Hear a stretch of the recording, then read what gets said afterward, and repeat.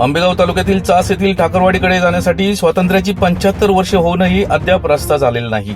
या ठाकर वस्तीकडे जाणारी एक पाऊलवाट होती, पण ती देखील पाऊलवाट ज्या जमिनीतून जात होती त्या जमिनीच्या मालकांनी गेल्या 2 दिवसांपासून ही पाऊलवाट काट्या टाकून बंद केली आहे।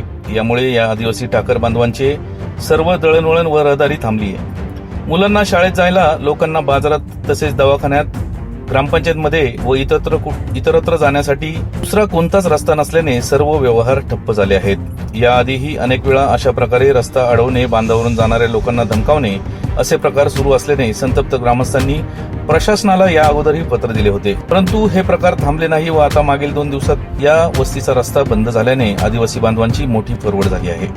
या पार्श्वभूमीवर सदरील आदिवासी ठाकर बांधवांनी लोकशाही मार्गाने भर पावसात तहसील कार्यालय येथे आंदोलन सुरू केले आहे। याच बातमीची दृश्य पाठवले आहेत आमच्या आंबेगाव ब्युरो चीफ मोहसिन काठेवाडी यांनी। पाहुयात।